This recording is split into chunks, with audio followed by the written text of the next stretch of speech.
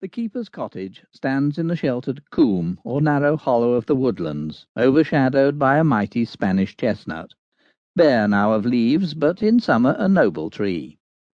The ash wood covers the slope at the rear. On one side is a garden, and on the other a long strip of meadow with elms. In front, and somewhat lower, a streamlet winds fringing the sward, and across it the fir plantations begin, their dark sombre foliage hanging over the water. A dead willow trunk, thrown from bank to bank, forms a rude bridge. The tree, not even squared, gives little surface for the foot, and in frosty weather a slip is easy.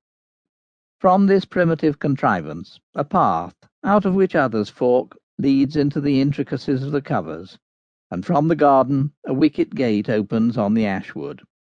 The elms in the meadow are full of rooks' nests, and in the spring the coombe will resound with their cawing. These black bandits, who do not touch it at other times, will then ravage the garden to feed their hungry young, despite ingenious scarecrows. A row of kennels, tenanted by a dozen dogs, extends behind the cottage, lean retrievers yet unbroken, yelping spaniels, pointers, and perhaps a few greyhounds or fancy breeds if young master has a taste that way. Behind the kennels is a shed, ornamented with rows upon rows of dead and dried vermin, furred and feathered, impaled for their misdeeds, and over the door a couple of horseshoes nailed for luck, a superstition yet lingering in the byways of the woods and hills.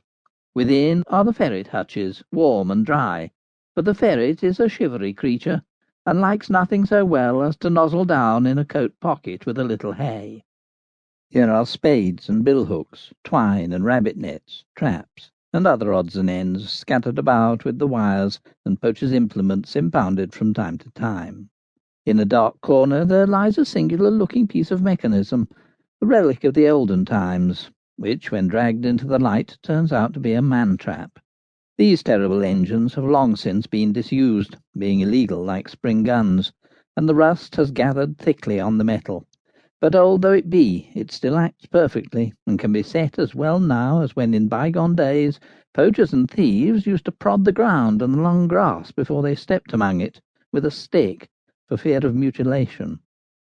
The trap is almost precisely similar to the common rat-trap or gin, still employed to destroy vermin, but greatly exaggerated in size, so that if stood on end it reaches to the waist, or above.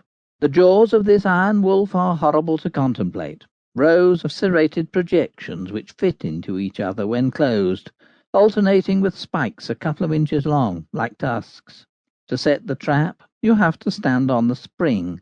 The weight of a man is about sufficient to press it down, and to avoid danger to the person preparing this little surprise, a band of iron can be pushed forward to hold the spring, while the catch is put into position, and the machine itself is hidden among the bushes, or covered with dead leaves. Now touch the pan with a stout walking stick. The jaws cut it in two in the twinkling of an eye. They seem to snap together with a vicious energy, powerful enough to break the bone of the leg, and assuredly no man ever got free whose foot was once caught by these terrible teeth.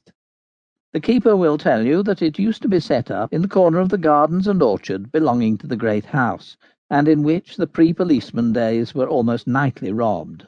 He thinks there were quite as many such traps set in the gardens just outside the towns as ever there were in the woods and preserves of the country proper. He recollects but one old man, a mole-catcher, who actually had experienced in his youth the sensation of being caught. He went lame on one foot, the sinews having been cut or divided. The trap could be chained to its place if desired, but as a matter of fact a chain was unnecessary, for no man could possibly drag this torturing clog along. Another outhouse attached to the cottage contains a copper for preparing the food for both quadrupeds and birds. Some poultry run about the mead, and perhaps with them are feeding the fancy foreign ducks which in summers swim in the lake before the hall. The cottage is thatched and oddly gabled, built before improvements came into fashion, yet cosy, with walls 3 feet thick, which keep out the cold of winter and the heat of summer. This is not solid masonry. There are 2 shells, as it were, filled up between with rubble and mortar rammed down hard. Inside